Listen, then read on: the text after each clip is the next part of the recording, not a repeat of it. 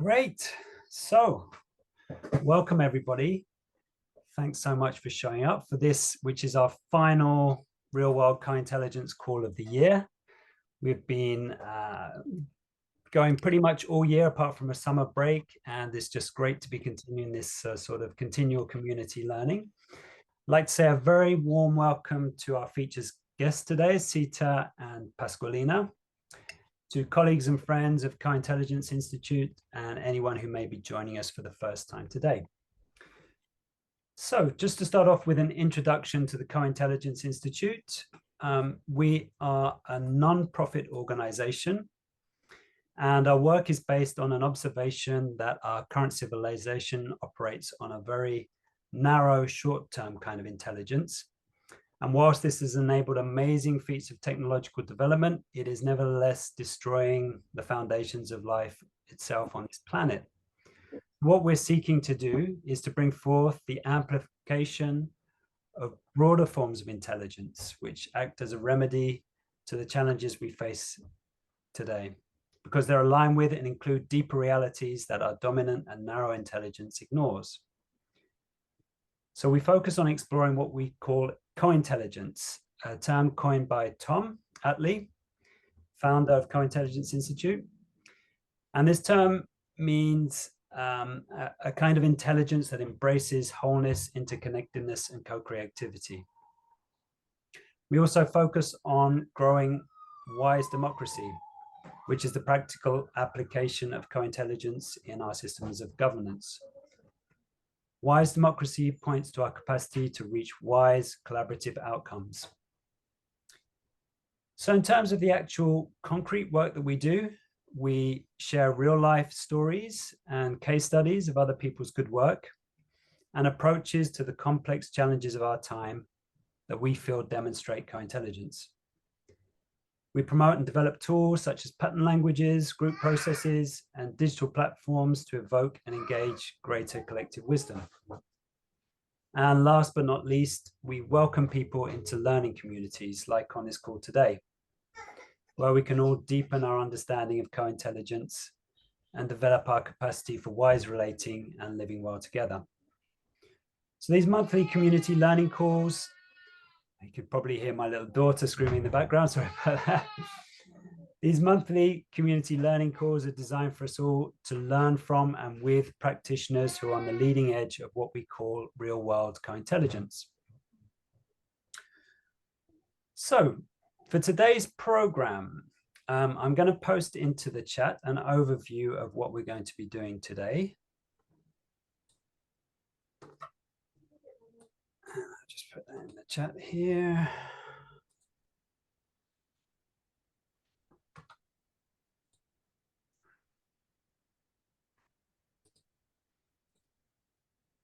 So we will be hearing from Sita and Pasqualina about the Easthampton Futures Project, then from Tom, who will be offering some reflections, drawing on patterns from the Wise Democracy pattern language to help illuminate some of the insights we gain from good practice. And after that, we'll give you a chance to discuss in breakout groups. And in the final half hour, when you come back from the breakout groups, we'll have a brief report back from some of the discussions, and then we'll give time for Sita and Pasqualina to respond to the comments and questions. Also, after the call, we always like to have a little bit of informal hangout time. For anyone that wants to stay and chat with us, you're very welcome to stay and talk about whatever you want. So with that, I would like to introduce now our two featured guests for today's call. First of all, Pasqualina Azzarello, who's a painter, public muralist, educator, graphic facilitator, and community advocate. She works within grassroots, non-profit, and academic channels. And Pasqualina currently serves as the Arts and Culture Program Director at Easthampton, Massachusetts. So welcome, Pasqualina. And Sita Magnuson is an artist, entrepreneur, community weaver with over 2 decades of experience in the field of process design and facilitation.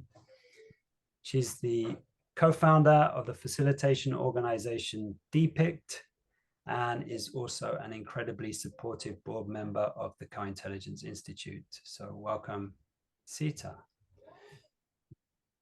So today, we're very fortunate to have both of you here because they're going to share with us a particular project and experiment in citizen-driven planning that envisioned and articulated a future for arts and culture in Easthampton in the spring and summer of 2019. So they're going to share the learning, the long-term effects of the project, and ways forward that might inspire others to do similar things elsewhere. So they're going to give us a little presentation now. I'm going to hand over to them. And yeah, thanks once again for being here, and over to you. Thank you. We're going to just jump right in, given the timing. So I'm going to share my screen. Hold on one moment. Okay. So, yes. Thank you all for being here. We wanted to begin by inviting you all into this gathering space. You'll see a blanket fort. You'll see a campfire made of an electric fan and some cardboard and some streamers. And something that feels really important to me to just, in terms of creating a space today, is to identify and acknowledge just how real life this is. Our city mayor is here, high school students, city councilors, community members from all walks of life are here to celebrate and share in the work that we had all done together. So we're going to return to this space, and we're going to tell you a little bit in terms of how we got here, the steps we took, how we went about our process, and some of its impacts in the years since. Thank you. So this is a quote. Maybe many of you are familiar with Peter Block, but this quote has been one that has in my experience in the past 20 years, I've seen it. It feels very true, and it rings very true. And I think that this last piece around how we have all we need in order to create alternative futures is sort of one of the driving forces behind this work. So I just wanted to start with that quote. And we'll do a quick kind of introduction of who we are. So this work took place in the spring and summer and fall of 2019. And I have been doing graphic facilitation work, which is sort of what you see me. This is me standing at the wall drawing, and kind of process design for large group collaborative work for about 20-something years, and learned that very much from my parents, and worked with my parents in that space for a long time, and have done most of that work outside of the place I lived. And so when I had traveled internationally a lot and done a lot of work in corporate space, but also in nonprofit and multi-stakeholder spaces globally. And there was a moment when I had a child and was realizing that I didn't have those same connections in the place that I lived, and also wanted to test out, what does this look like? All this stuff I've learned, what does it look like if we play with it here in the place that I actually live and I'm raising a family? So, and there were sort of a number of factors that coalesced, but that's who I was at that moment in this time. Yeah, and it's funny, I'm wearing a very similar shirt, and I'm in the same space as I am in that picture. But yeah, so I'm an artist. I'm a painter. I'm a public muralist. I make floating sculptures. Being an artist has been very central to how I've lived my life. I unexpectedly became the director of a nonprofit organization. It was a community-based bike shop in New York City. I did that for many years, and that really took my creative approach and my approach to community engagement, and it just really deepened and expanded its scale. And I moved to Western Massachusetts 7 years ago and became the Arts and Culture Program Director for a very small city, Easthampton, Massachusetts. And we'll talk a little bit more about Easthampton. It is, I endearingly call it a little city with a great big heart. It only has 16,000 people. So I think of it sometimes almost like a college campus. It's very small. In certain ways, it's very accessible, but in other ways, people are often very disconnected from one another and culturally and otherwise. This is a little snapshot of where we live and where we are. We're actually in Eastworks, this bottom left slide here right now. It's an old mill town. We have arts and culture really integrated throughout our community. And that's one of the things I find most impactful about the work that I do here in Easthampton, is that while we do have a few art galleries here and there, it's really about, you know, partnering with the ice cream shop to make poetry programming happen. We run street festivals. We're in a beautiful setting. This center photo of the mountain and the pond, it's right downtown in our business district. So it's very small, but very vital. And we were at a particularly important moment in the city in terms of this work, because we were 11 years past the city's last municipal plan. And so we felt that it was important to really identify what we wanted for the future of arts and culture for the next 10 years. And our city demographically and economically is changing very, very rapidly. It's being gentrified very quickly. And we all understood that if we don't choose to preserve the arts and culture that we have, it's not a guarantee that it will be here. So we really wanted to put it right into the city's next master plan. And we thought this could be an incredible opportunity to do it in a way that really undermines all of our assumptions of what municipal engagement can look like, and do it in a way that could really access people's experiences, their wants, their dreams, to identify what's challenging to them, and to do this in a truly integrated way, and to, you know, bring it forth into the city of Easthampton. I think, and one other thing about the moment in time is that we also, there are a lot of relationships that had been established and built that enabled this to happen. I think very close relationships that I had with the mayor and with the city planner, and a lot of trust and a little bit of exposure to similar things. So I think that also helped in kind of setting the stage for what we did together. I think one of the things that I found really, many things was really exciting and that we really played with a lot was the teaming and the different groups that were part of this effort. So we had a core team that was the sort of the core facilitation team. We had a design team, which in this slide deck, actually, we call the community catalysts, who were core stakeholders from the community who were identified as really critical in getting not right now. their support and sorry. And so they had been identified as sort of anchors in the community who we really wanted to have at the before we even started to get their ideas and input. We had an advisory council that was made up of people nationally, internationally, of people I had worked with and trusted for decades and who we used as thinking partners. And then a facilitation team of people who was comprised of people who are from here, Easthampton, and also not from here. And so we intentionally did a mix of bringing different perspectives in really intentionally. And so there was a core group that was participating throughout, and then we had people who came at each stage.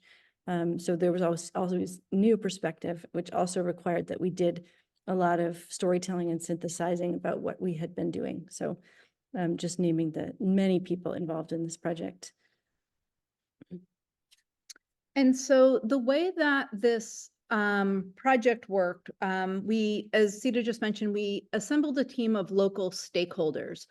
And while Easthampton's very small, there is a population of people who literally used to work in these mill buildings that don't function as mill buildings anymore. They've been mostly converted into artist studios and creative businesses. But it felt really important that if we're going to be adding this to a master plan, that we really are able to access as many demographics within our community as possible. And so part of that was, you know, generational. It's like we talked to school teachers, getting youth involved. We talked to the Council on Aging. We talked to veterans. We talked to artists. So we assembled a team of people who were connected to all these different areas and who could really from the very get-go represent those voices. We had local business owners, landlords, renters, you know, in many different forms. We really wanted to make sure those bases were covered so that we were approaching this holistically.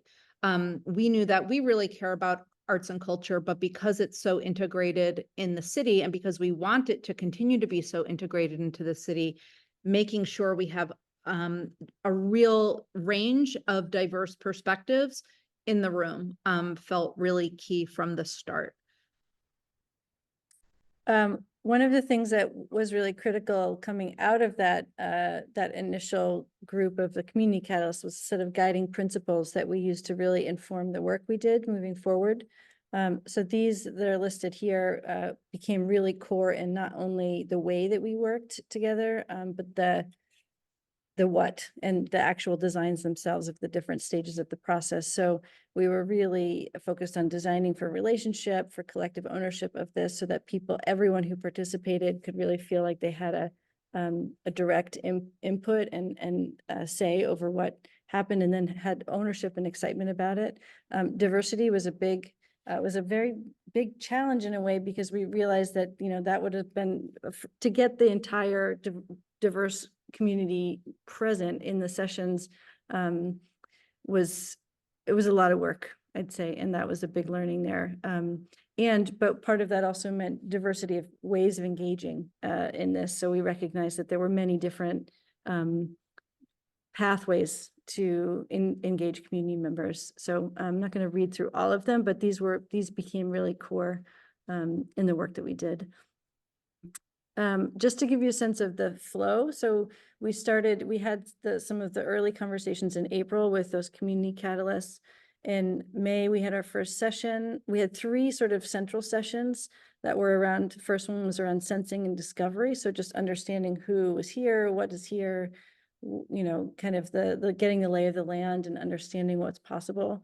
The second session was in early June 1st, where we did a lot of prototyping. We played with different scenarios. We tested ideas, checked on kind of interdependencies across other different chapters of the master plan. So economic development, housing, all of the different other adjacent spaces.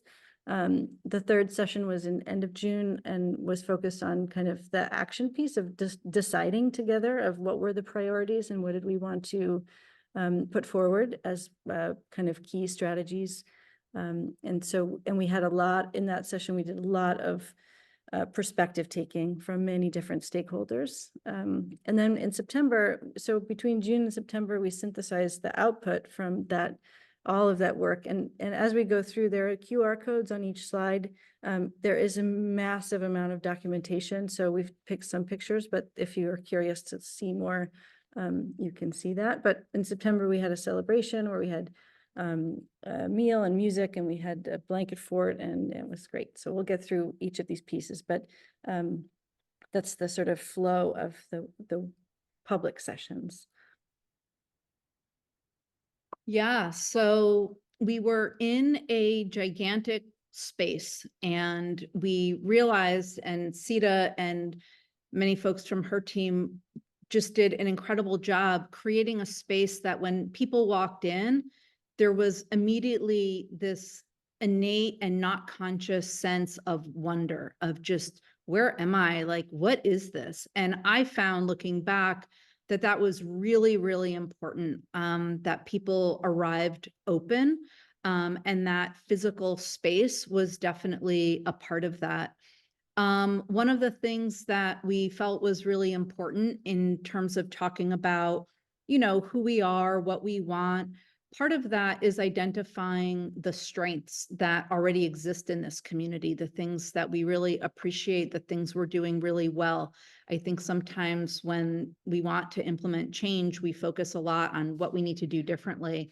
And so there was a real acknowledgement of what an incredibly rich and vital community this really is.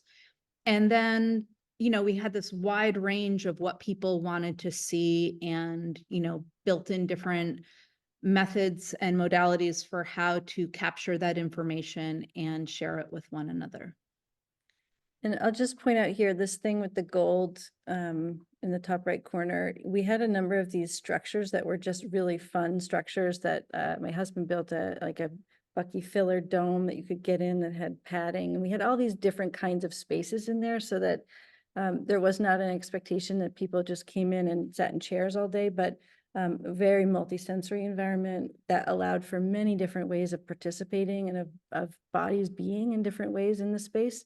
And something I realized, we don't have a lot of any pictures of it, but a whole side of the space was dedicated for children. And we did a lot of kind of deep work around what does childcare look like in this, and ended up actually with my husband and a good friend, Andy, who sort of took on the childcare piece and really created a whole nother like parallel environment for children to do similar things that we were doing. But they were also present, like you could hear their voices in the space. They were not put in a different room.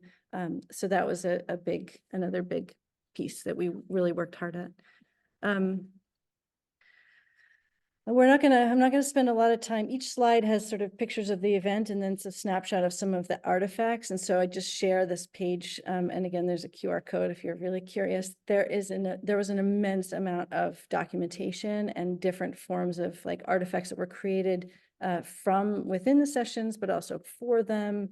One of our colleagues made this map, this multi-layered map in the bottom right-hand corner that went through the whole history of development in Easthampton of the arts and culture space. So like layers on layers of when things came, and people could add to that. So there were a lot of interactive components. We had a lot of input from the high school and from youth. So there's this thing in the middle is sort of the vision and voice from Easthampton youth. Haley was working with the Council on Aging, and had this perspective of wondering about people over 60 and kind of their role and what they were thinking. So we had a lot of other pieces that came in. So just share that to point to that. Yeah, so this work continued, and we started, part of it was a community education piece and thinking about, what are possible futures, and we can really dream, and we can really identify what it is we would love to see, and identify the structures we felt were necessary in order to make that happen. As I mentioned earlier, there's a real integration of arts and culture throughout the business community, the educational community. And so a lot of what we were learning from our community members and participants was that they wanted to see changes within the infrastructure of the city itself to support arts and cultural events and activities. So there was this also a real integration in terms of the kind of content that was being generated. On a similar note, it's like in addition to childcare, one of the things that were really important to us is we realized what an economic driver this project could be. So we supported local restaurants to cater every one of these sessions. We had our local, beloved popsicle maker bring popsicles in the afternoon. These were long days. We engaged more than 450 community members over 6 months time in all of these various capacities. And so just giving people a place to rest, giving people a time to take a break, a time to move, a time to have a snack. All of these things were really embedded and integrated into everything that we did. And I'll just point out here in the this middle one where there's the triangle, in the back there on these cardboard pyramids, there were questions that we had up at every session too. So we were gathering, we had a lot of input that came into the sessions from previous sessions where we were synthesizing as we went because we didn't have necessarily the same people at every session. But we had input from the community. We had in the library, in the ice cream store, and different places around town, we had built these little pyramid boxes where people, they were all colorful. People could put their ideas in and respond. We had a survey that was a digital survey that people could respond to. So there were multiple ways of gathering ideas and input. So this was not just the people in the room who were developing the ideas. And again, there's just some pictures of the various whiteboards and things that were made, just to get a sense of some of the work. Yeah, and so the third session was really focused on reviewing all of the content that had come in and then really identifying some priorities and, you know, what it is we wanted to see happen, how it was we felt that our city and local resources could work together to support them. And I think this piece was really important. I think that this can sometimes be a missing piece in a process like this. We can generate ideas and then it's possible to become overwhelmed with all of those ideas. And then it's like back to business as usual, and identifying the means by which we wanted to see change be implemented, or the ways in which we wanted to preserve and maintain things we really treasure about this community, was really, really important. And I think creating a space that supported community voices to articulate those things, I think serves a purpose in and of itself. And then altogether, it really served to guide the next very important steps of this process. One piece that I just want to point out here is that I don't know, you worked with the youth and they had created this mural, which is still up in the downtown area. So this was where the mural was unveiled, and had a lot of themes around intergenerational learning. And so we had here on the left these high school students who were presenting that work. And I think it should be fairly clear from the pictures that joy and play and color and creativity were kind of deeply embedded and part of every session that we had. And so we had music, we had a whole bucket of costumes that people could just put on for fun, and the kids loved that. That's my son in the top right corner. So just to point that out as well. Mm-hmm. And similarly here, I guess you can see we did a lot of different ways of gathering input. So some traditional kind of dot voting things, but a lot of iteration and a lot of revisiting ideas from multiple perspectives, until we kind of landed on things that felt really clear. And I think I put this picture in just to point out again that these were some of the pyramids, the boxes that we had around town.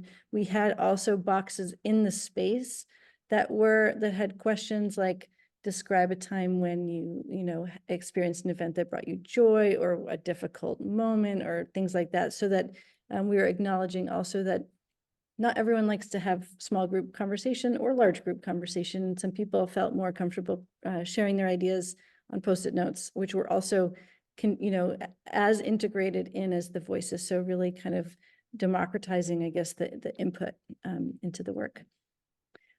So then we had this other piece, that kind of an adjacent piece that came in and was sort of designed to support this project. But at Depict, we do graphic facilitation and kind of visual and physical environments, creative physical environments.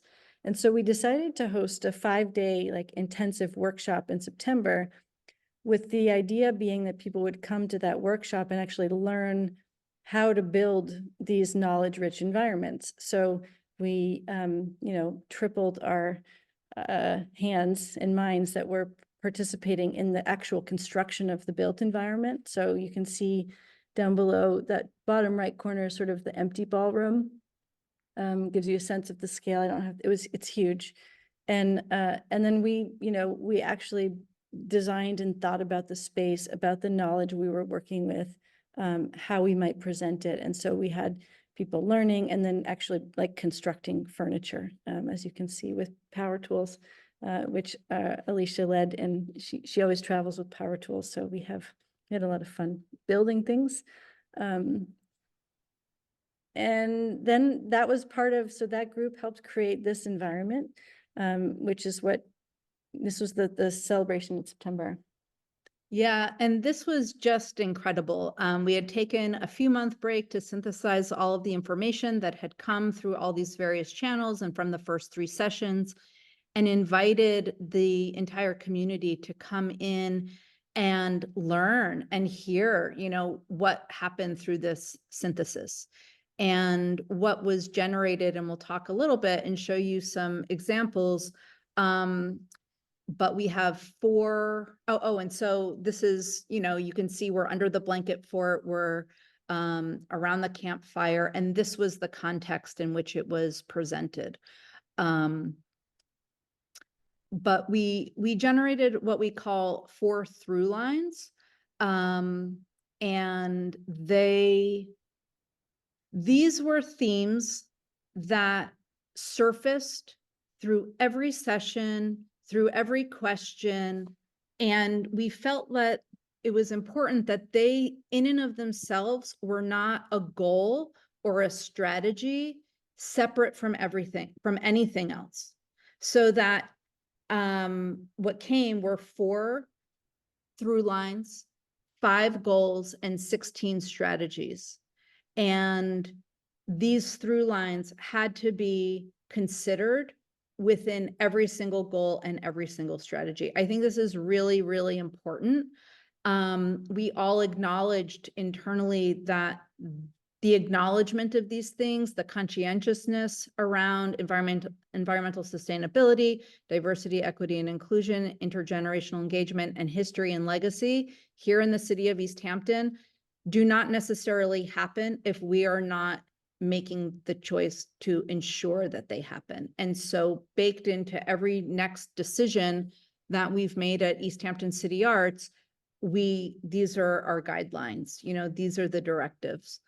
And so in addition to these through lines, there were 5 goals and 16 strategies.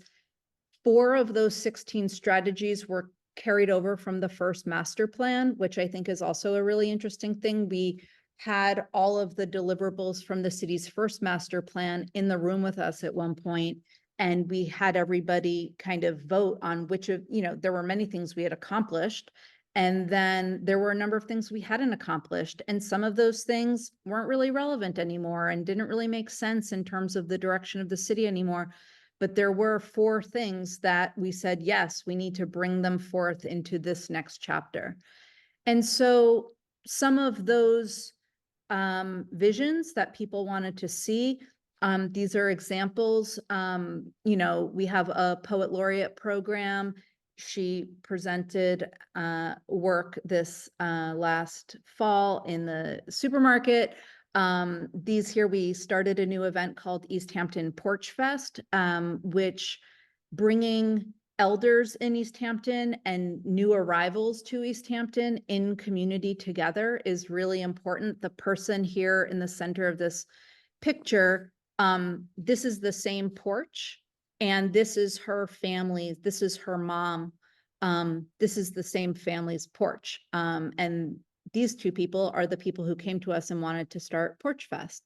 We started an artist residence program here in this building. And then COVID happened, and this has really stood up through a pandemic, transforming outdoor spaces into, a musical venue and performance space. And we painted polka dots. It's called the Spotlight, and people could be distanced and enjoy live music and art in the presence of one another. And as I mentioned earlier, we do a what is the flavor of poetry contest every year. And this was this year's winner with the owner of the ice cream shop. But these are just some examples of ways that we've been able to implement a lot of what came out of the Easthampton Futures Project. But what each of these things has done is we're engaging communities that we might not have been engaging before, and we're deepening the impact that we're able to have in our community. One of the, Pasqualina is going to read this poem just to close us out here, but just to give us some context to this. This was a collaborative poem that was developed in live at the September celebration session. You want to share some more about that? Yeah, so Easthampton City Arts, as I mentioned, we have a poet laureate program, and the poet laureate at the time was Maria Jose Jimenez, and they invited 2 other local poets to join them in creating a live poem within the celebration space. So underneath the blanket fort, there were 3 poets for 6 hours that day, wandering around, gleaning, listening to the little tidbits of conversations that people had as they shared and as they responded to what they were learning. And so then there was a pause, they grouped, they, pulled their notes, and together they created this beautiful poem that was read in the space as a closing to this, not just that day, but this entire process. And I am going to read it. It's really beautiful. It's very meaningful. There were many tears and feelings, deep feelings in the room. But to have everyone's experience be affirmed and reflected back with this continues to be very powerful. So, who wove these blankets square by square, and with what intention, in each crochet hooked, pulled, given perhaps to a loved one? Look, listen, feel, and receive. Every word you utter matters, and the marks you leave behind make this space. What does this space mean to you? Whose land was this? Who lived here? Who lives here now? Who is present? Who is missing? Whose voices will we hear and listen to for the 3, the 4, the 5, the next 10 years, the next 100 years? What do you not want to lose? Does it seem like there's a strategy? A treasure map to a better world is possible. Chapters in a master plan, fiddle bows waving. Take my house and your house on Pecumtuck land and become part of a community that dances. What does it mean to weave our steps together for the heart of this community to move in an ageless dance where all are welcome? What can we undo to do? The foundation is here, surrounded by constructive compassion with heart and muscle and design. In 2040, will we be disparate things, voices? My head grazes the roof of a canopy of neighbors, all part of a community that arts together as one beating heart. I fold in half and fold in half again. This is how we weave our will into one. We are the shapes that should not fit together, obtuse and acute, like silk flowers by the door, and poets and police officers and a mayor sitting under a blanket fort. What do you remember? What will remember you?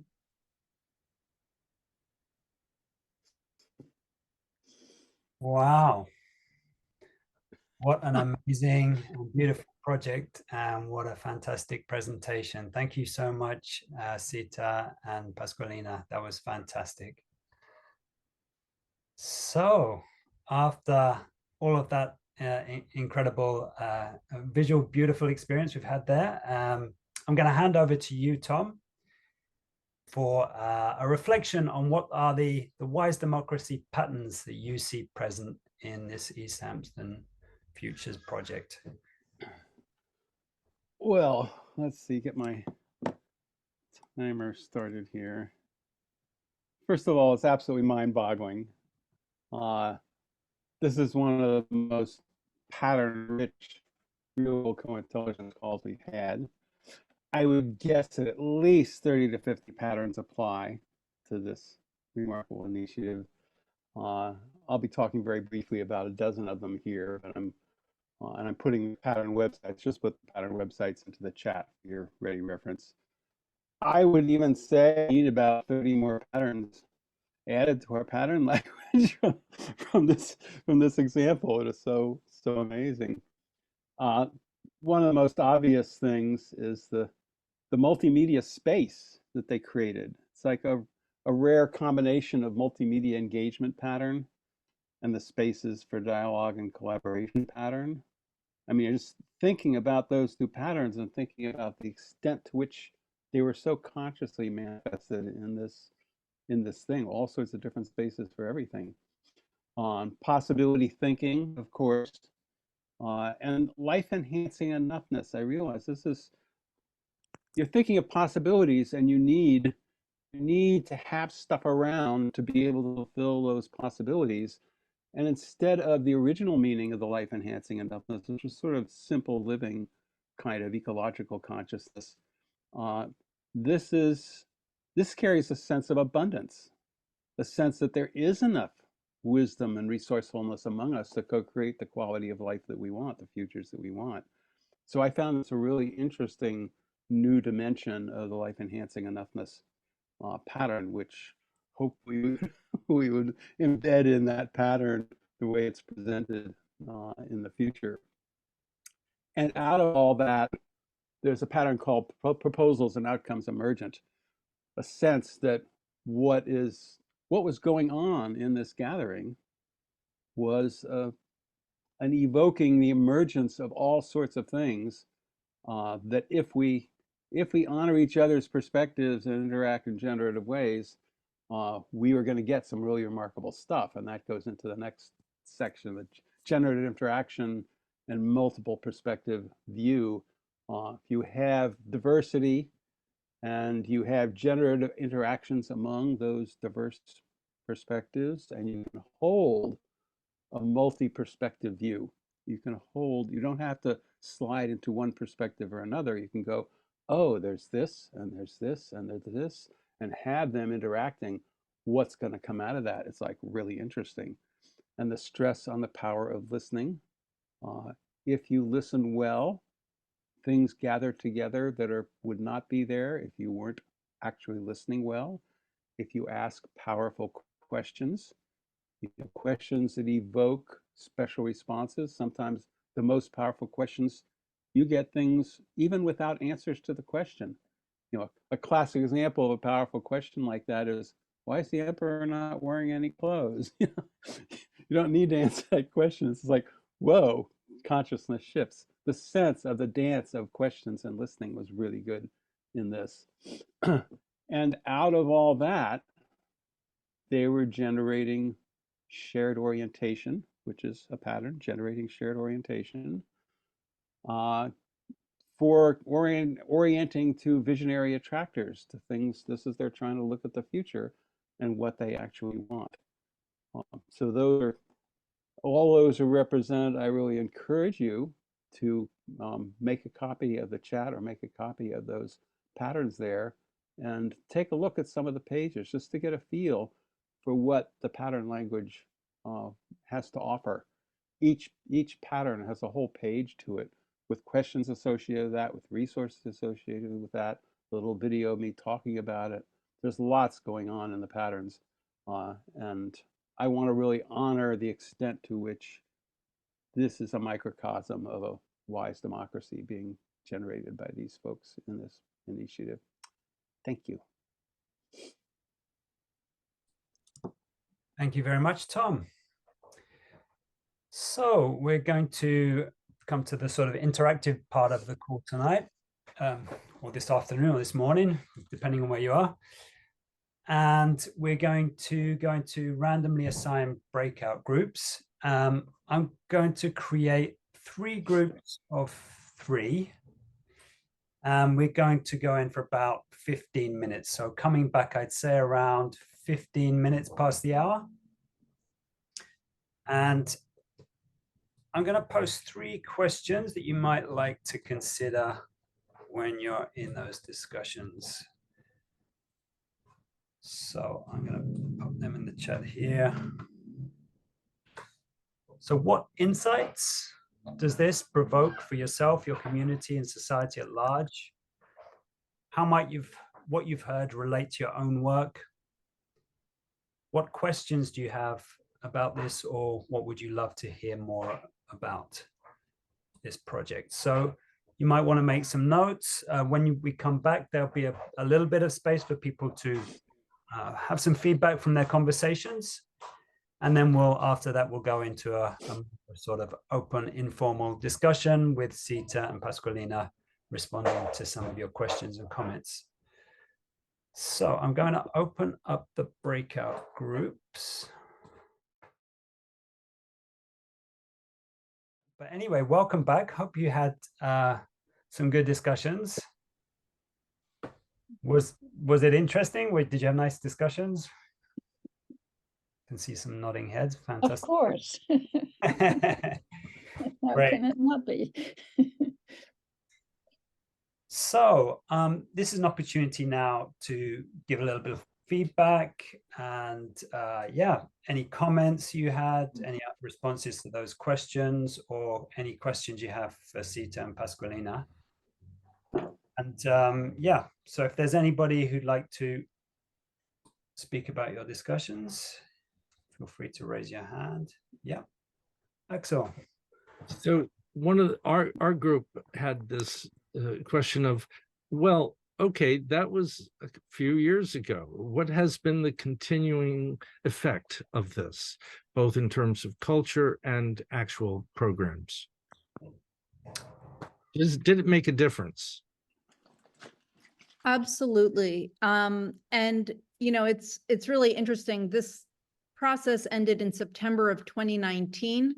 And we were working diligently to prepare a report, a number of items that we could share with various communities. And the date that we were going to be sharing everything was March 18th, 2020.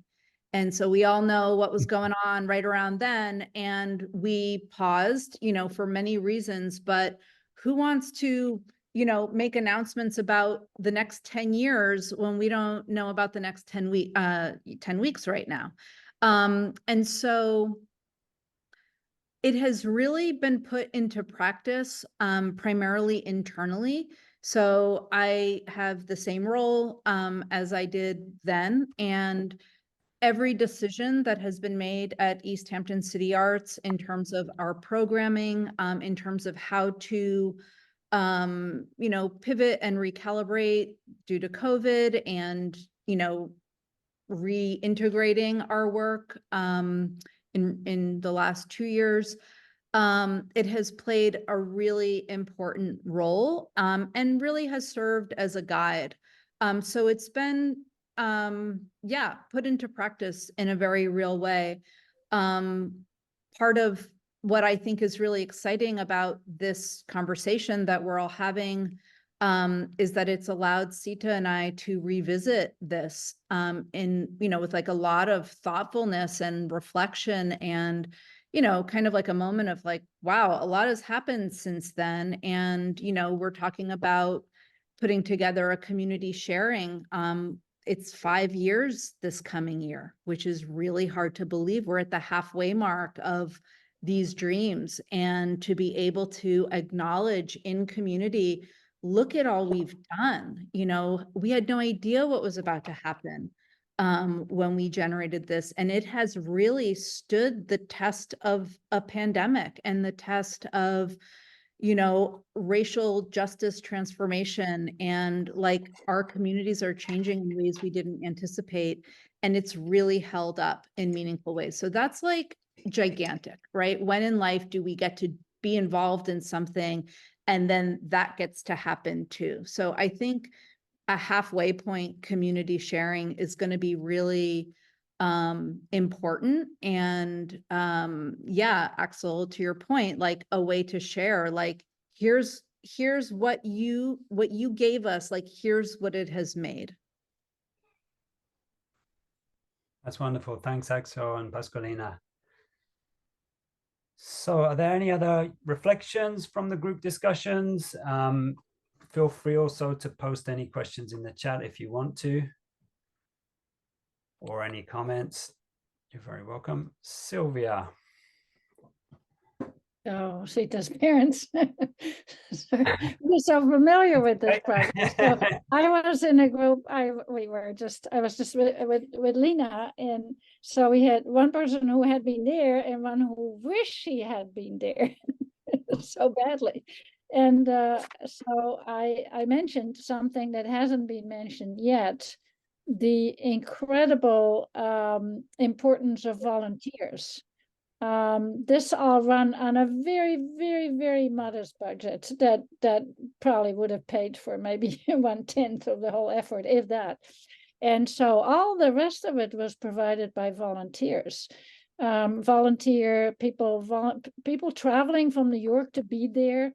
And I think Lena said if she had known that, she would have been there too, but she didn't know that this was going on.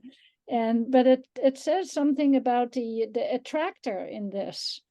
When you do something different and interesting and intriguing that piques your curiosity, people begin to say, as I think as Sita Pasqualina said earlier, when you walked in the place, you said, huh? This is different. And so you want to know more. And once you know more, you want to know even more.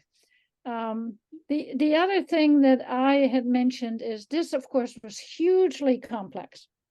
And I wrongly quoted Oliver Wendell Holmes by talking about simplicity on this side of complexity and simplicity on that side of complexity.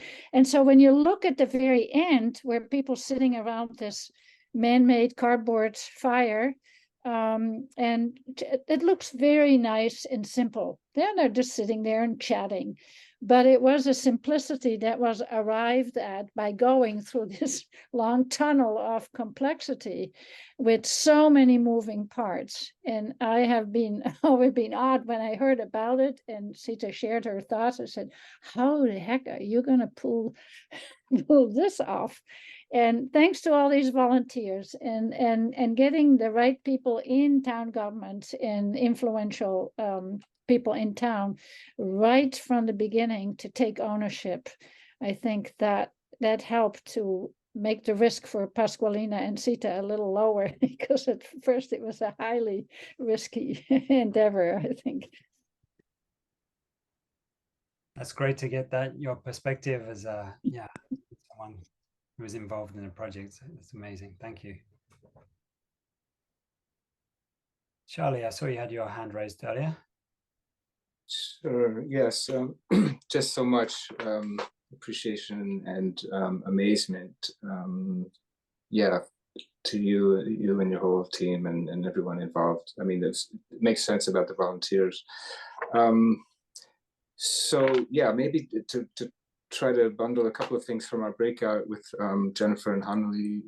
Jennifer, I think we were all wondering a bit about taking this approach and applying to other parts of the master plan. That was one big one that came up right away.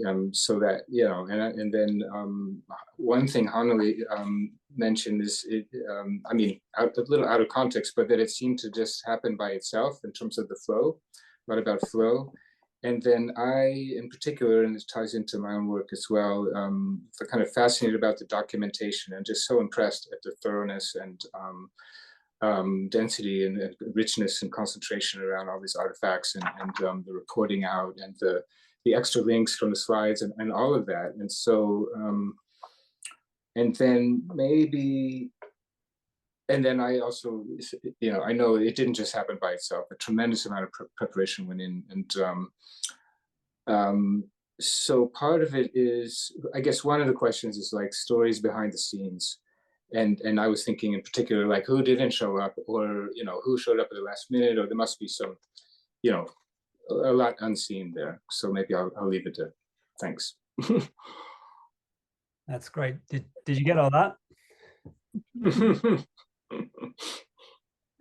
I can just speak to the documentation quickly, and maybe we can tell some stories about behind the scenes, but that your naming of the documentation point was like a very key and integral part of the entire process that was supposed to like be very transparent about how we arrived at the things that we arrived at. So the use of the graphic facilitation is one of those tools, but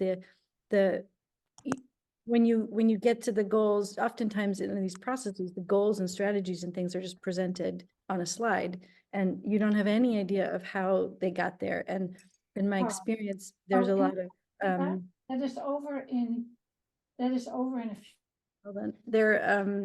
There's a lot of ambiguity around that part of the process, but I think this work was as much about the how as it was about the outcomes. And I think it was definitely intended to be a demonstration project. Part of my assumption is that once you've experienced something like that, it's very difficult to go back into a meeting that's like around a boardroom table in a room with fluorescent lighting and no snacks and no popsicles and no music, and it creates kind of a wanting that I was hoping, and part of your question about the other chapters, like I think that there was an idea or wondering, like, would this create enough curiosity from the community to actually demand that we do things differently moving forward?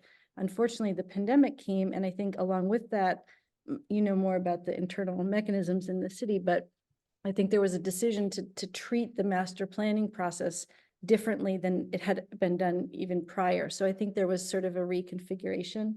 Maybe you have more insight into that, but I think there are still things that came from that process-wise that are still living, and probably with some nudging could probably come alive pretty easily. Mm-hmm. And something that comes to mind in response to your reflections and your questions, especially around like, this didn't happen by itself. What became very clear from the beginning is like, there was so much care. People care. When you give people space and ask them how they feel, they let you know when they feel supported and safe to do so.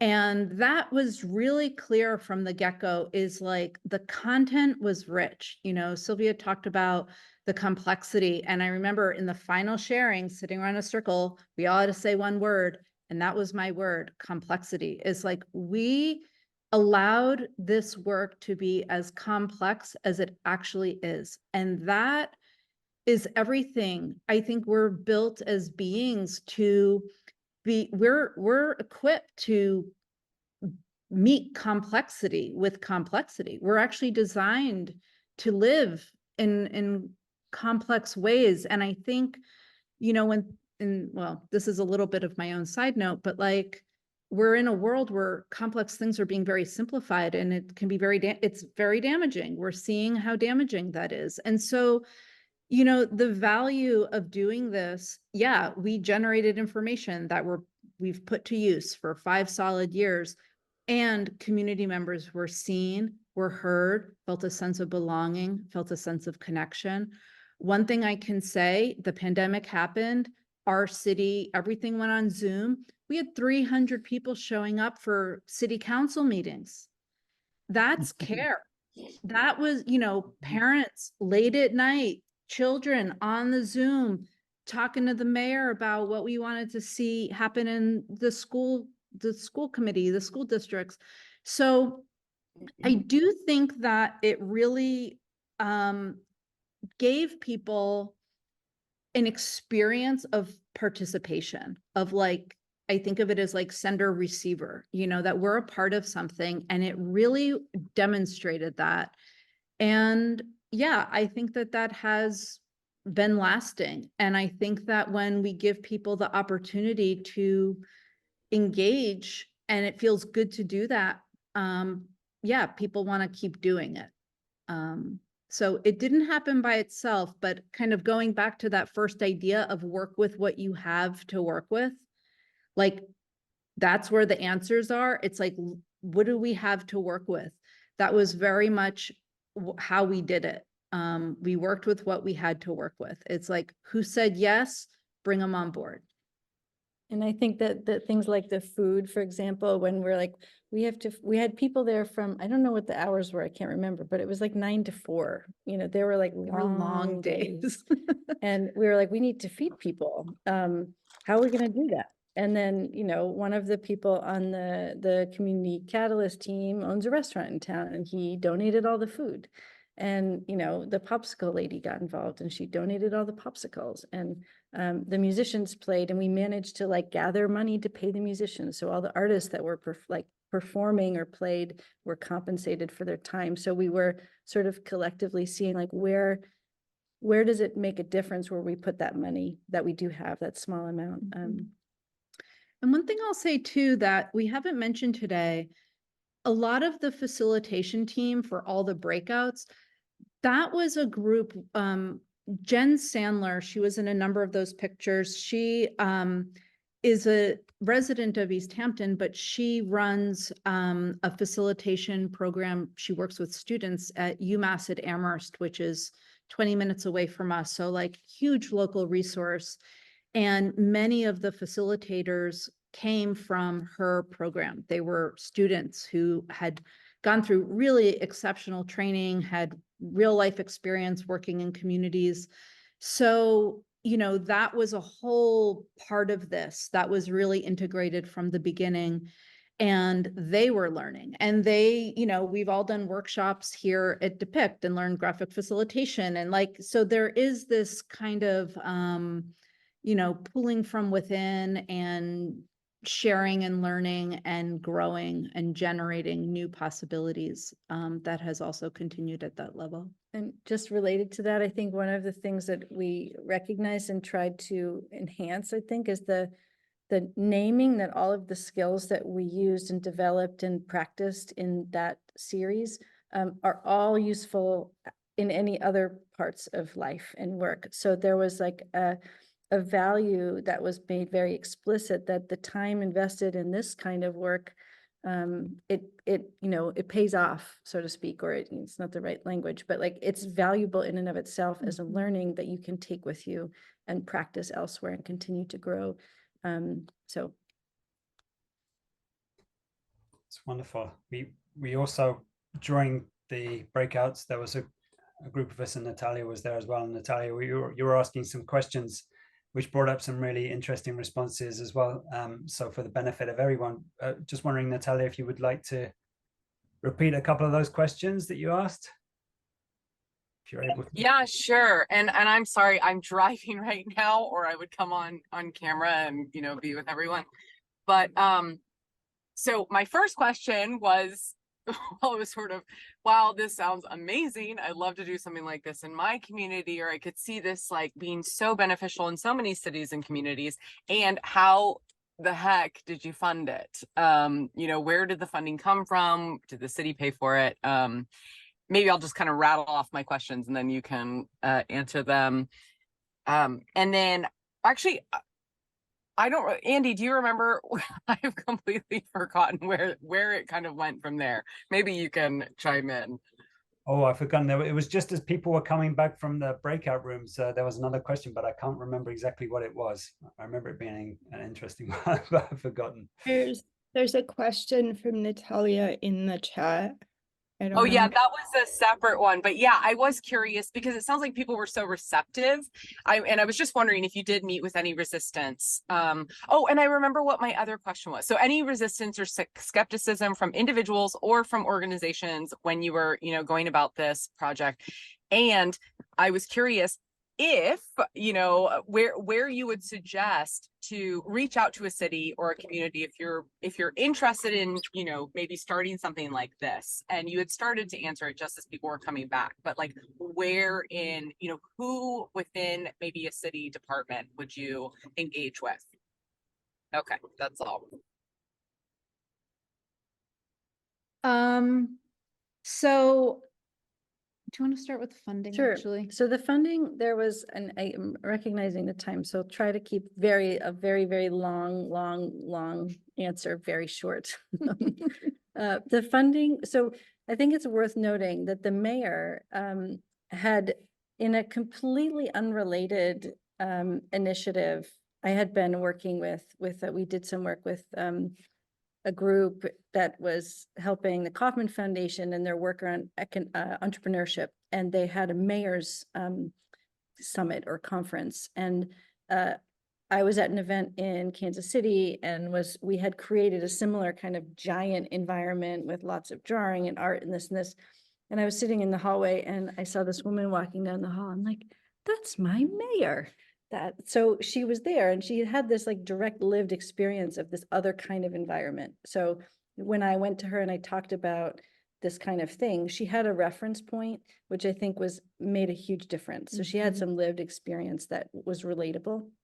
And then, and as we said, sort of good relationships with city planner and, other people in the city. So there was a lot of trust there. And so when we kind of proposed this, they sort of were like, well, we can scramble together some money for this to start. So they had some like funding of $10,000, I think they managed to get together. And that was sort of what enabled us to start. And as my mother pointed out, that like, without that, we would never have done the project. And yet it covered a tiny portion, but it was enough of a catalyst, like a financial catalyst to get going. And the rest of it was all donated money and time and energy and materials. And so I think organizationally, there was a lot that we did put into it and many others in the community who contributed. But the financial model is one that I personally have a lot of energy and interest in exploring, because I think there is, and I was saying to Natalia, I think there is a model there that's building on multiple flows of multiple sources of funding that are sort of working adjacently at the moment that just need to be, like as in a river, or just sort of moved closer together and put those pieces of funding in relationship to each other so that they can be leveraged for more things like this. So that's something that's on my to-do list. Yeah, and in terms of, who to reach out to if you're interested in doing this in your municipality, I think that city planning is great because there is oftentimes a community engagement component to that. But I also think that these things can come in forms we don't expect. And I think having someone's openness and willingness to consider such a thing is really like go toward that. I think, when someone is receptive, to me, that counts for almost everything. And to try to work with that and also, identify what are the priorities within the city, like how could this address some of those things too? I think ideally in any kind of partnership, we are more than the sum of our parts.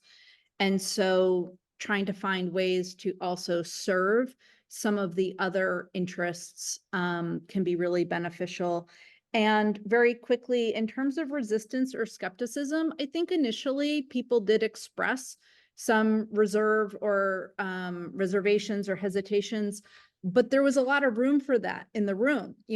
Come write it on the Post-it note, come put it on the board. So there was a lot of criticism in terms of way things were happening in the city. There's too much traffic, there's not enough parking. I want to go to this art event, but the infrastructure doesn't support that. So that was really part of the fuel. And, we were able to direct it in very constructive ways. So I think overall, it was actually incredibly positive, and people who came in with a lot to say felt very heard and seen and responded to. Thank you. I'm going to hand over to Rosa. It'll be our last comment. We have just 5 minutes left of the call, and I've got an announcement to make at the end. So over to you, Rosa. Sure. Yeah, I'm hearing a couple things. I'm hearing this. I think that we have a pattern about working well with concerns, Tom, that relates with what Pasqualina was just pointing to, that their process had a good way of doing that. I'm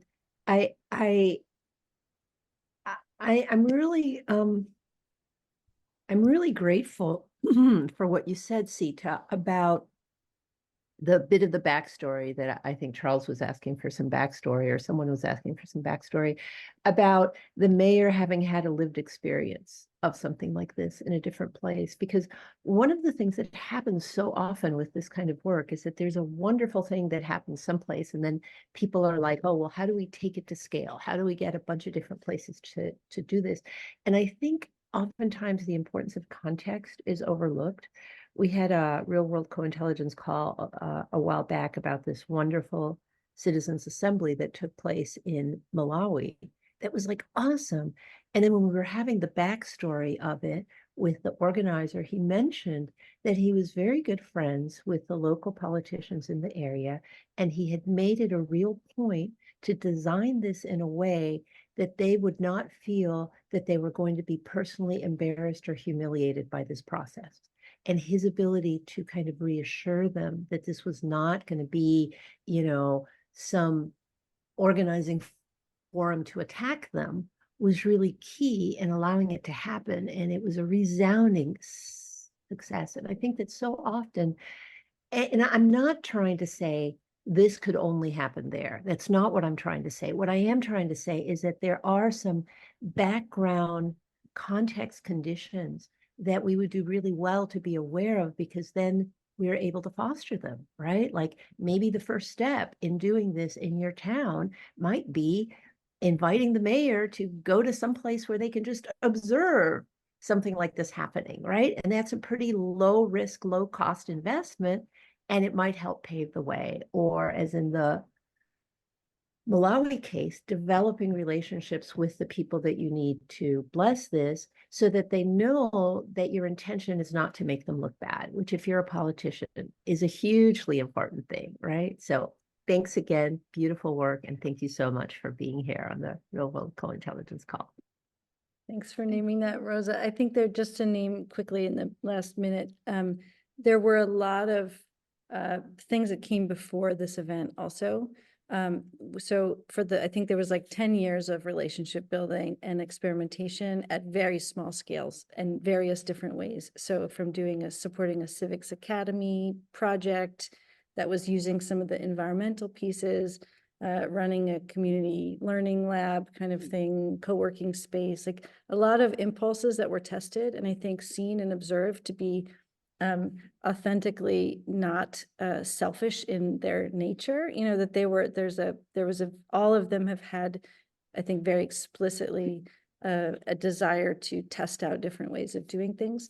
And so there's that, which as a conditions for this to happen and continue were super important. And I forget the other thing, but I'll stop there. So amazing. Thank you so much. That brings us to the end of the official end of the call. People are welcome to stay on afterwards if they want to hang out for a little while. Just before we end the call, there'll be a recording of this, so I'll be sharing this with everybody afterwards. So, you know, you can see the resources and everything as Sita and Pasqualina have shared once again. And just want to let you know that we do these calls every fourth Friday of each month, and there will be another one. Next month, we've got Rich Wilson, the founder of the Involve UK and the co-founder of the Global Climate Assembly, who's going to be sharing the story of the Convention of the Future Armenian, which was brought stakeholders and randomly selected citizens together to discuss the future of their nation, Armenia. So that will be fourth Friday in January. I'll post a link to our newsletter. If you want to get details of that, it's not the ticket's not up yet. So I'll post the subscription to our newsletter where you get all the details for that. And last but not least, just to let you know that we are a nonprofit and currently in a phase of our end of year fundraising. So if you would like to support us by, for example, continuing to put on these calls and a number of other projects, then you can donate to that, or simply send us your good wishes, or let us know about anybody you think might be interested in helping us in our fundraising. So I'll put the two links there into the chat. And yeah, apart from that, that brings us to the end of today's learning call. Thank you so much, Sita and Pasqualina. It's been really amazing. Such a beautiful project. So yeah, everybody, you're free to go if you want. Otherwise, you're very welcome to stay on and yeah, have a little chat. Thank you, everybody. Thank you. Thank all. you. Thank you. Yeah, it was wonderful, amazing. Thank you. Just to, so I put in the chat there a link when we were sort of going through all the materials, thinking of what we wanted to share. I had gone through and just taken screenshots of the various designs and like a lot of the different pieces that were involved. So it's kind of chaos. It was not organized to meant for public sharing, but if you're curious about like what we actually did in the sessions, that information is all there, all the links to the documentation as well as some of the thinking. Super. Brilliant. I wanted to thank you for revealing your process. It gives me so much courage and strength in my own work. So yeah, it kind of revitalized this. It definitely created a new spark and a new kind of inspiration. I guess I had one question. To me, any great innovative project faces resistance. I guess my question is, what was one of the hardest challenges? Like an example of a challenge that you faced, and how did you move through it?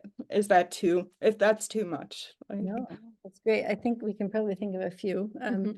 yeah, of course. What came to mind is that around the resistance piece, that this is what I was going to say, Rosa, to your points. I think one of the things that we sort of did intentionally was that this was actually like, it was not a city, it was not a official city project in a way. It was adjacent to city. So it was almost like we were running our own thing with like a very explicit link. But that meant we sort of isolated ourselves from normal political. Awesome. So that I think was a strategic move that helped make it possible. Like, for example, the city, the mayor or the city planner, like they had, I mean, you were part of the city, but like there was no oversight about what we were doing. So we had complete freedom. And they never asked what, no one really, as far as I know, but that was a part of it. And then I guess one specific challenge, I think one of the biggest learnings I had was around the amount of energy and effort it took to do really deep, meaningful outreach, which I think is something often in public input processes is like, it's the hardest thing to do. What's exciting about this size city, which is why I think it's really a great place to experiment, is because it's actually big enough, small enough that you could actually reach every single person here if you were to have the right channels in place and the right strategies. So we did a lot of experimentation with different ways. We had like someone locally made poster, like lawn signs where you could like text a number and you would get something back. So we had like different things out in the public to see how can we reach more people. But the strategy, like the organizing strategy, so Jen Sandler brought that in, kind of the grassroots organizing strategy work, which is like, it just takes a lot of time and a lot of relationship building that I think moving forward, if we had to do something like this again, like I would start a whole year earlier just with like having coffee with people. Like, and building up those like relational networks that are already there. And I think part of the community catalyst idea of that was, can we create a kind of a micro a subgroup that can reach those populations, but it didn't. It wasn't able to. Like, there's a very large veterans population, for example, and there were some of them that came, but that was a community that we didn't reach deeply, So there were, and we did kind of a very robust analysis of like, who's in town, what resources and relationships do we have in place. But even still, given that we all had other jobs also, it was just not enough time to do. to get- Exactly. It's all about, yeah. Beautiful. Thank you so much for that. And yeah, thank you. I like, ooh, go on. I just wanted to reflect back really quickly and say that I love the angle of the parallel project working with the government. That's amazing. That just struck me. That's important and just opened up new doors for me, actually. So thank you, thank you, thank you. Yeah. Rosa. Quickly. Yeah. say to- Yeah, go ahead. Oh, I'm sorry. Just ahead. very quickly to that point, sort of that it was like the city holding hands with the non-city and vice versa, right? Totally. Part of it too was that there were a number of people who came and wanted to share because it was not a city thing. Exactly. People have attitudes for very good reason. You know, I say this as a civil servant. Like they don't want to participate. It is like hopeless. It's like, forget it. So it was very nuanced, that approach. Like the city was in the room, the city was listening, but people were free. Beautiful. Thank you. Yeah, that's a really interesting and valuable design consideration. So thank you for bringing that to light, this side-by-side relationship you were having with the city. I just wanted to say I was really moved when you said this was built on 10 years of experimentation and relationship building. I was recently in New York City for a gathering of people looking at participatory mini publics, which are done with sortition. And they're thinking about doing something on the whole notion of migration. And so they were very curious about the Vorarlberg Council that had been done in 2015 for refugees and asylum seekers.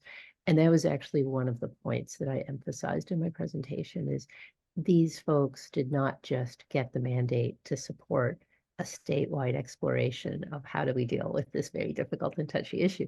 They had worked for 10 years beforehand at a small level, small towns, regions, et cetera, building the relationships with people that then allowed them to move into doing this work, right? So that kind of long, slow relationship building, working on smaller projects before we get a chance to do a bigger one, that's just a really important thing to be able to highlight, you know, that we often do need to start small and to keep at it. So thank you so much. I'm wondering, I just was recalling you the kind of passing mention of this community learning lab, and I'm wondering about that, but also if it related to like what Rosa was just sharing. Yeah, so I shared in the link. So we did present something in 2019 at the International Forum for Visual Practitioners in New Jersey. They had a gathering, and we presented this specifically relating to how we were using the Easthampton Futures Project as a way to develop local capacity for scribing and graphic facilitation. But in that deck, I think there's a lot of there's a section where there are a lot of those experiments that we did before this are outlined. And so there are a number of them, and some of them were big and some were small. We started a co-working space that was actually meant to be like a community learning space more.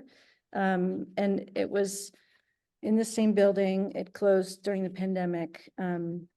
But it was a place where we did a lot of experimentation around small scale gathering related to community, things that were of interest potentially to the community. And they were so small that it was possible to do like a ton of we hosted a lot of different workshops there and just saw like, what are people interested in, and and so that was a big part of it. And I think that one of the things that was driving my own curiosity also is just around how do you do experiments in a way that starts to create a demand for the kind of space that can hold these conversations. And for me, the physical space is a huge part of my own work. So it's not just the process. There's a lot of really interesting process in the world about how to gather groups to make decisions. But personally, in my experience, and I think with colleagues who I brought into this project, the built environment and the role of the physical space is huge. And there's no space like this in town. And most communities don't have that kind of institutional collaborative space, including academic institutions. Most places you go, they don't have a place that's open and configurable and that you can use to multi-purpose and with all the tools in it that you need, like to do that collaborative thinking and rigorous work together. So all of my and our, from DPIC side, experiments had to do with the integration of those kinds of physical spaces, the collaborative processes that overlaid them, and then the documentation and how the documentation was used to further more experiments and justify and validate the investment of time and energy and attention. So there's one in that last document I shared that was called Creative Catapult, which was another organization that we had started locally that ran that co-working space, Mass Collaborative. We did an experiment with seeing how could we mobilize a community to self-resource another organization within the community. And the documentation on that got us really far. That was also a completely volunteer event. There was no payment of any kind in that. But the output from that was what validated future experiments and made it so there was like a stepwise process of like the doing and the making that makes more possible. I would love to just tag on, that's amazing, just to prompt slightly further about because you said there were a lot of workshops. So then I'm thinking like over time, I'm just curious a little bit about the rhythm and the flow, also back on the documentation and kind of like building up those processes and repositories. Something quick on that. I know it's a lot, but yeah, well, so in the workshops we did in the co-working space, those we didn't do a lot of documentation on, primarily because they were small enough that we didn't really need to. But part of that, the strategy there was also just the relationships that were built as part of that. So before we even opened the co-working space, we ran a multi-step process of gathering community input about what they would want to see, what people would want to see in a co-working, community learning co-working space. And so we got people in the space and experiencing being in relationship with space and each other. And so there were less tangible outputs from that and a lot more of just trying different things, making, like we did a workshop where we would have people come together and someone would come in with a challenge and we would sort of like pool ideas and resource a person with a challenge they were going through, and they would leave with, or like if they had an idea they wanted to try. So a lot of things like that in and of themselves, were like fun and great, but there was no product from it except the lived experience of people who were in the room. It's really interesting, Sita. It reminds me of the folks who I was studying the citizens councils, but in the process, I learned a lot about this other thing that they do that has nothing to do with coming up with policy recommendations for government, but it's a monthly, they call it Project Forge. It's a monthly pro-action cafe where people come who have different projects that they're working on. I mean, it could be like a social enterprise, it could be like a small business incubator, it could be whatever. And then people come in the community who just want to socialize and hear about what other people are doing and contribute. And it's like this structured group coaching process, peer coaching. It's like a combination between World Cafe and Open Space. And they've been offering these on a monthly basis. This is the local government has been hosting these on a monthly basis for the community for like, I don't know, 3, 4, 5 years now, more. And they just offer the space and the hosting and set it up and but the people themselves are hearing about one another's projects and offering support and offering ideas. And there's a very simple structure to it to make it work well. But it's just so that's not even having to do with governance really, but it's having to do with social capital, with reweaving the social fabric, with having people just really get the value of being able to come together and support each other. So I'm curious about the experiments you have done that you were mentioning that sounded along those lines, right? Where people could pose a question or pose a problem or celebrate or but. And I think at the time I was working very closely with Maria Jose Jimenez, who was one of the poets that was part of that poetry that was shared, and another colleague, Seth Lepore, and we just made up a lot of stuff. We tried a ton of things based on things we had done or seen elsewhere. But I think just sharing that there was another piece of it that came in that was in one of the decks I shared around this agenda, like a framework of experimentation that I still use today, that is looking at kind of relational weaving, learning, and kind of cognitive evolution of individuals and groups, and then physical spaces and places that hold humanity and possibility in the built environment. And so those three pieces, once they had been defined, became kind of the cornerstones of all of the experimentation. So within the middle of those intersecting circles, we could dream up any number of things that fit in there, and it didn't, so that was, I think, hugely helpful to define those dimensions, I guess, in the experimentation. What were the 3 dimensions again? You mentioned I will share that slide. Hold on. It's in the one of the decks that I had shared. But so this sort of relational weaving around how we connect and co-create cognitive evolution and human development. That's about like learning and how we think and learn individually and in groups. And then the physical spaces and places and how we're holding humanity and possibility in those spaces. So those are like the touch points for me, and for Depict organizationally, when we are doing a lot of our work, it's rooted in those 3 curiosities of and assumptions, I guess, we're testing of that those 3 things are critically important, and without them in relationship with each other, we're just going to get more of the same. Thank you. And through linking those 3 modes you build, yeah, that's brilliant.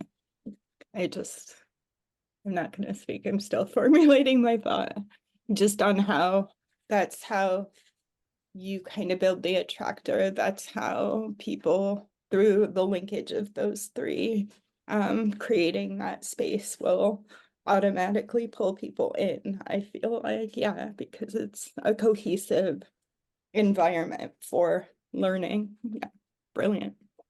And growth. That's growth. Like, beautiful. I think that I'm really appreciating, and I'm just amazed at the care and attention that has gone into all the artwork, and I'm just curious about how much time that must have to create the materials that you presented, all the kind of graphic facilitation, the beautifully even the writing on the flip charts is beautifully done. That must have taken a really long time to prepare all those materials for each of the sessions.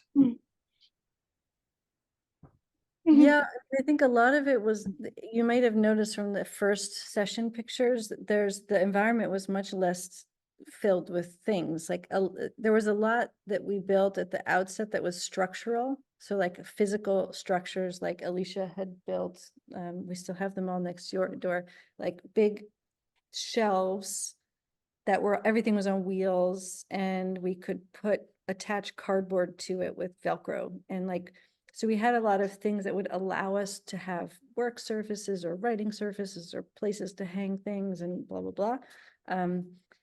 But at the beginning, there was not a lot in the room other than that. And what we did have in the room was input from youth, and we had the previous master plan, and what had been accomplished from that. And then we had whatever survey input stuff. So yeah, there was an element of drawing and preparation, but a lot of, as we went, a lot of what was in the room was stuff that was made during the sessions. So there wasn't at each point, aside from the synthesis things, which you wrote a lot of those, of like what we learned from the previous session that we brought into the next one. But yeah, the whole thing took a lot of time. Just to let you know as well, I'm still recording this because there's so many great points and questions that are coming up, and we can include that in the video.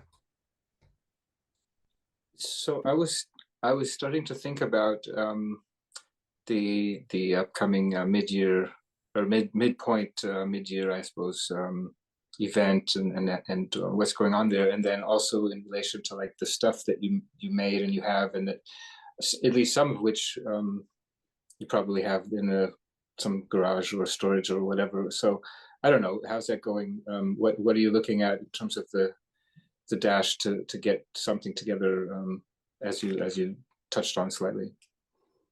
I mean, it's an idea, and it came up in conversation the other day as we were, regrouping and preparing for today's talk. I think it actually began with realizing 2024 means 5 years has gone by, and that's hard to believe. That really does feel like, how did that happen?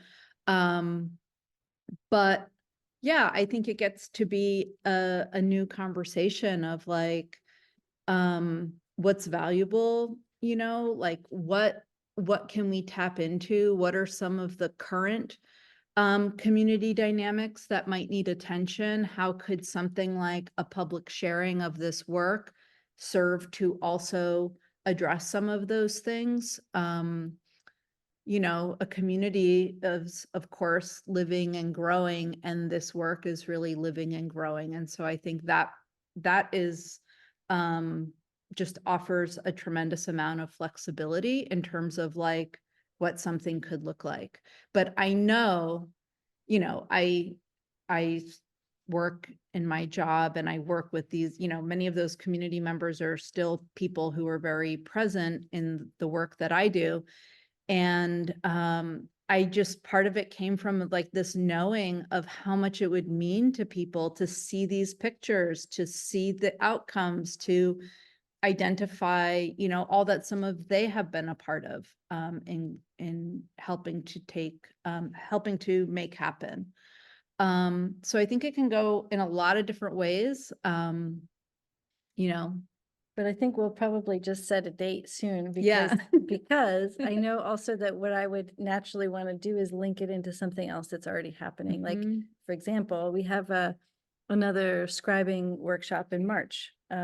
That would be really cool to have the last day of that workshop be them scribing that community conversation as practice, which was sort of one of the initial dreams anyway. So Mhm. we'll be making it up as we go, as usual.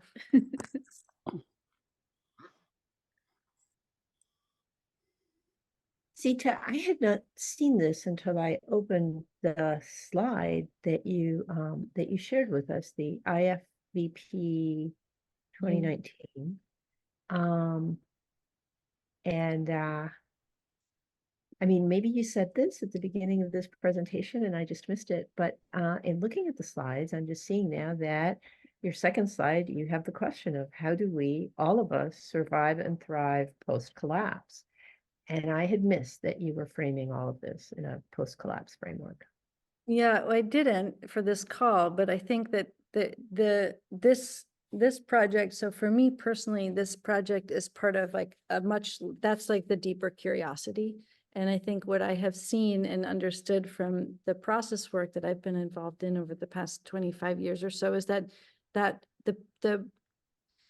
the things that are derived from the process of these collaborative decision-making processes or explorations, when they're rooted in relationship and resource exchange and resource like awareness of community skills, resources, values, et cetera, they are already in engaging in the process, you're preparing for that time. And so part of what my curiosity is, could you run these kinds of things that in and of themselves have their own value, like they're producing actions and direction and things for the here and now, but the thing that's working underneath them is actually oriented around this relationship building and community self-resourcing, that when and if something happens that's really challenging, the community has already embodied experience of a way of being with each other that will help in that moment.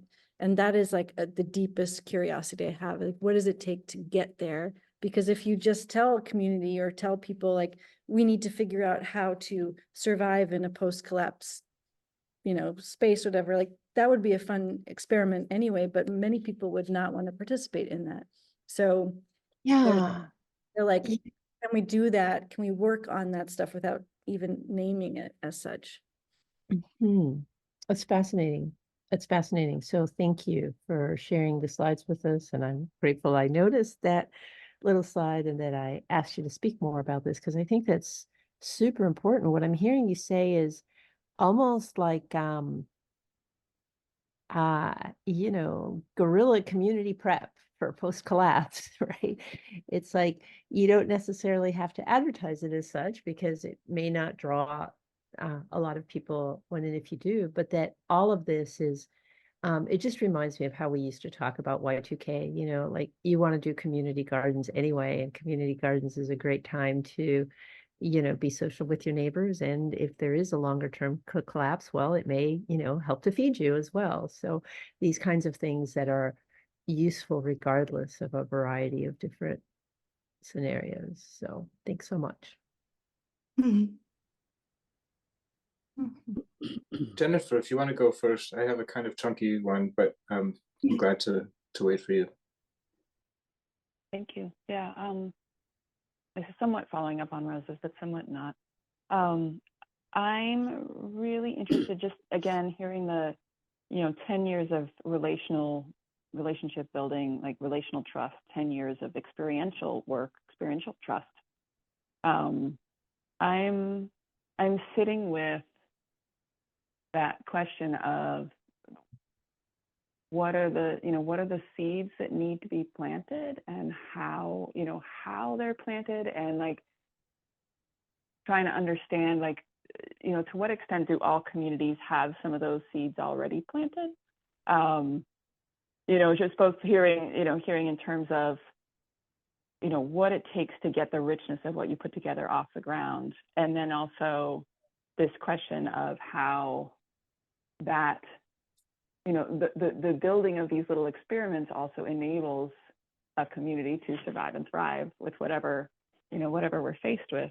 So this is a roundabout way to ask a question around,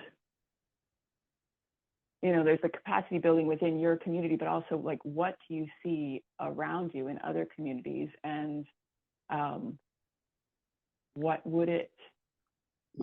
what extent are the seeds already there everywhere? And it's a matter of like, who has those relationships already? And to what extent, is there sort of broader network seeding work that would help make, more communities ready for this kind of work? And so I was thinking the relational stuff, the experiential work, and then like the capacity to pull it off, which I hear you guys working on too, is like building that greater capacity within a community to have more of these skills. So that may have been unclear, but I think it's around how to support the flowering of this in more places, and the recognizing that there is that slow building work that needs to happen, and at the same time we're in this time of accelerating multifold crises, and those two processes need to be going in parallel. One of the things, some kind of sense. Yeah, no, that comes to mind is like the value of a call like this, for example, or where, when I think about calls or spaces, this happened actually just last week with something that had happened up in Nanaimo, and I'm probably not saying it right, up in Canada, like a really interesting project that Bill Bowie had shared a link to a presentation that I shared with the Planning Commission here and a conversation that ensued around referencing other work that's happening in other places through trusted relationships. So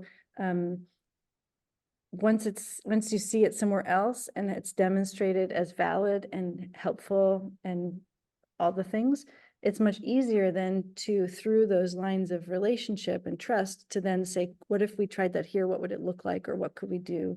Even if it's not the same, you're not doing the same thing, but you're building off of something that's being done differently elsewhere. And I think that's where like the learning calls of any kind in any community are so important, where you're cross-pollinating of things that are happening in different places that validate experimentation in other places. So that's one thing.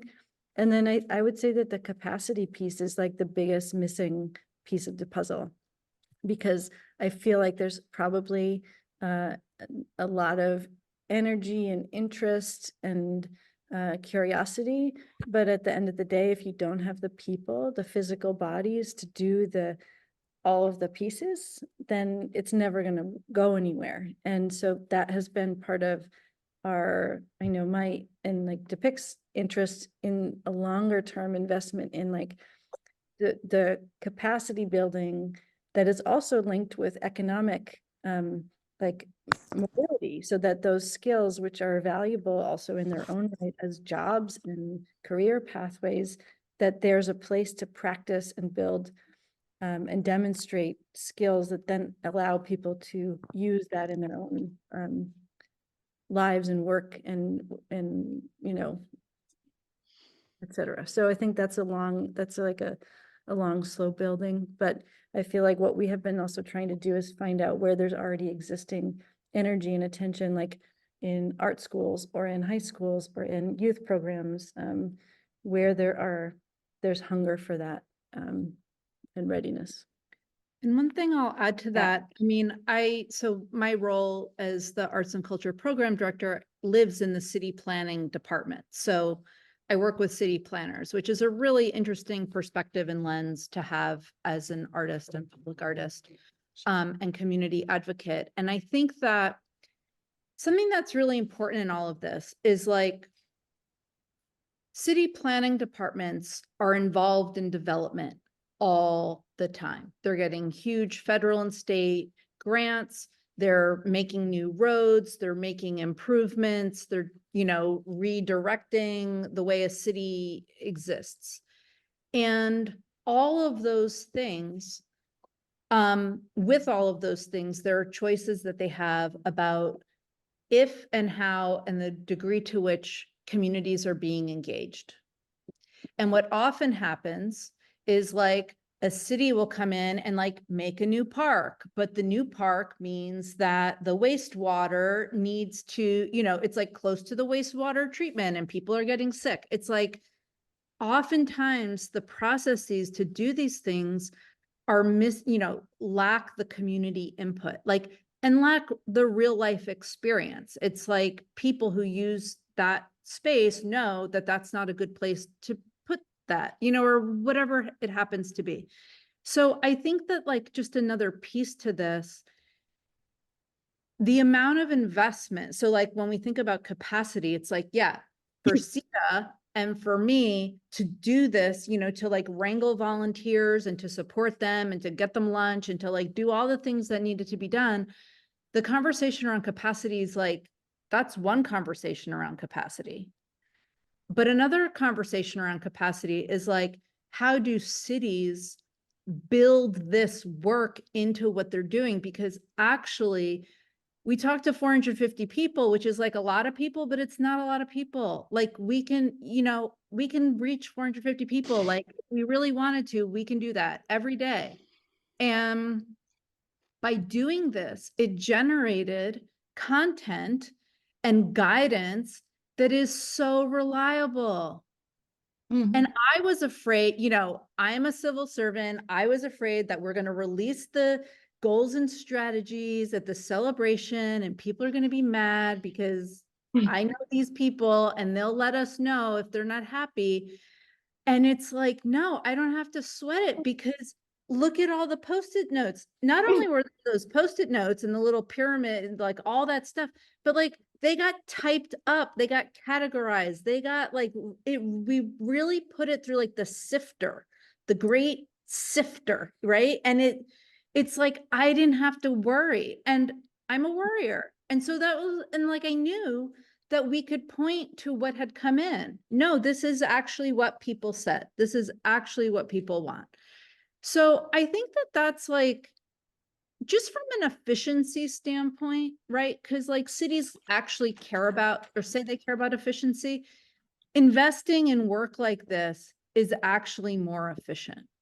So like 6 months, 450 people, it seems like a lot, but it's actually in the life of a city very small. And $10,000, even if it was $100,000, like it's gettable money. And so I think that that's like an important question in all of this too, is like where's the heavy lifting happening and why? And what are other ways to go about this kind of work that's has like more paths of least resistance as just part of how it happens. So before we go on to another topic, I just want to like really reflect, like Sita and I had a tiny. I just have, sorry, Andy, you got to go. I have to leave, and can I hand the host function over to somebody so that just to make sure that cool. You can put it on us. I'll put it on to you. Fantastic. Before I go, I just want to say huge thank you to you both. It's been absolutely amazing. Thank you, Amy, for hosting, and hope you get some good rest over this break. Yeah. Thank you, everybody. Thank you, Andy. Bye, Andy. Happy New Year. Good. I imagine it will continue to record to the cloud even if I leave, right? I don't know. Think so. Hopefully. I think so. If it's to the cloud, yes. Yeah. If you Okay. made somebody else host, it should. Okay. Much Thank appreciation. Thank you so much. So So I realize Charlotte- I don't know how much time people have, so I just want to like really quickly placeholder this. That I would love to continue this particular conversation. Please, I have a little bit about the city planning piece, and there are a few like strategies that the Taiwan used in terms of engaging people, like finding who are the people who are resonant and ready for this, and then like Involve.uk has some really interesting materials for, you know, for government, and just feel like there's some interesting things if we deepen into this conversation around like, what kind of support for capacity building around that specific node that I'd love to continue with both of you too in the local area and anybody else who's interested. So, yeah. Absolutely. Charlie, do you have a different thing or a thing on this? Because I'd like to do a reflection on what has just been said at some point. Sure. I have a different thing, and I was going to try to be quite succinct and Go for it. but well, Yeah. go for it. okay. I mean, we can also come back. So part of it is, Tom, if you're up for, if you're able and up for a slight reflection on art and wisdom, and part of it is also, you mentioned like that you thought about 30 new patterns for the deck, and so I'm thinking just in patterns in general relating to sort of art, creativity, co-intelligence, democracy. But if there's some kind of like anything of essence or to distill around art and wisdom, that was basically my inquiry. So thank you so much again, and appreciating all the time and effort also tonight. So I know that it's been a long session, but that's what's coming up. Thanks. It's a big exploration to have. I think in very general terms, art accesses different aspects of our knowing and caring in ways that can bring forth stuff that adds to the wisdom. But that's just a teeny piece of what I sense is in that inquiry. So it actually needs a bigger attention. But thanks for putting the post there to explore. Yeah, and in terms of what I wanted to reflect back and check my understanding on, it sounds, and I'm going to connect two different things that you said, Sita and Pasqualina. The one thing is you were talking about how having calls like this can help inspire other people who may be in other contexts, who may be doing something somewhat different, but yet the spirit of it or the sense of possibility can help people move forward in terms of their own contexts and communities. And then what you were saying about, so that sounded like inspiring other activist organizers, et cetera. But then then the last thing that you were saying sounded like you were saying, well, you're also trying to model doing in a parallel way from the outside what you think the city government itself at some point might realize that it could do, maybe asking for some help from external, because I do think that there is still this teaming aspect that is really important, right? But it sounded like you were saying that this is something that public administrators themselves could take on a certain level of initiative and responsibility for. And I think that there are some really lovely stories of different places where public administrators are doing exactly that, where they're experimenting with different things and taking initiatives with collaborating with people in the communities. And yeah, I'm particularly interested in that because I really, in the realm of the citizen deliberation, et cetera, there are some people who are like, let's just get rid of voting. Let's have everything be the citizen councils. And I mean, it's intriguing and provocative, but I also think that it's very unnecessarily adversarial, right? If people feel like, oh, people are going to come in and just trash the whole current existing system and put something totally different in its place. Whereas I keep hearing, these wonderful stories in practice at conferences here and there and through people and like that, practitioners and public administrators of these really wonderful collaborations that are happening where it's people in city government and people outside of city government who are working together and doing these amazing things. So that's really where my heart is at. And I see a lot of possibilities and a lot of innovation in that space. So thank you so much. Yeah, I think there is a lot of cool stuff happening right now, which is it's very exciting. And I think one of the things just around that, the possibility space is that it would be really nice if more people stepped into that possibility or felt that they could. Because right now I think it's relegated to like those people who have time, energy, and organizational support to do that. From other really cool examples I've heard, they have a lot of similar flavor of people who were like a group of people who just wanted to try something and were committed to doing something different, but didn't have a larger, like either institutional or other support around. And so that innovation around what does that look like that is enabling the conditions for more of that to happen is really interesting and exciting. I know you have to go. I probably have to go soon-ish to go pick up a child. But this was super exciting and I feel very grateful for the opportunity to share. It's been really fun for us to revisit it and meaningful also. Hopefully it will open some new possibilities. Thank you so much. And thank you for sharing all the links to your materials. And it would be wonderful to do, an update in 6 months and see where are things now. Amazing work. I was actually going to ask if there was going to be an update, but Charles let me know. I guess the recording will go out and that'll be rich with resources too. Totally. We can definitely follow up and very happy if there's anything like at the level of the weeds too. If there's anything anyone's curious about, we can get into that at, in a different format or space or something. So happy to share any of the stuff of the work itself too. I'm definitely curious. I was sitting through this. I had so many questions flowing through my head, but I wanted to give them space to incubate and kind of grow before I ask them. So I would love to re-examine this. Yeah, I'll put my email in the chat. Also, and yeah. And you can type yours in.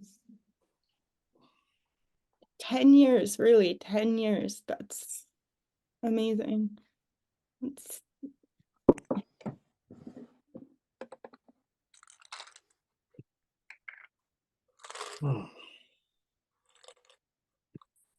So Jennifer, do you want to close this out here?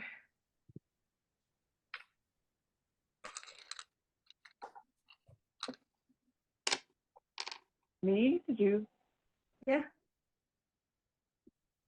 Just a ton of gratitude. I mean, I think this is incredible, and it's so fantastic, Sita, to have, you know, you share the work that you're doing with CII, you know, that you've invested so much time in, and it's just beautiful to be able to do this process with, you know, the real world co-intelligence call with you and have all this insight. I'm so excited. And blessings to Rosa for getting us rolling on the real world CI calls. So Yes. thank you, everyone. Well, and Jennifer, you're the one who brought Sita to CII, so we have a ton to be grateful for. All right, go get the kids. Bye, everyone. Thank you. All the Bye, best. everyone. Happy holidays. Bye.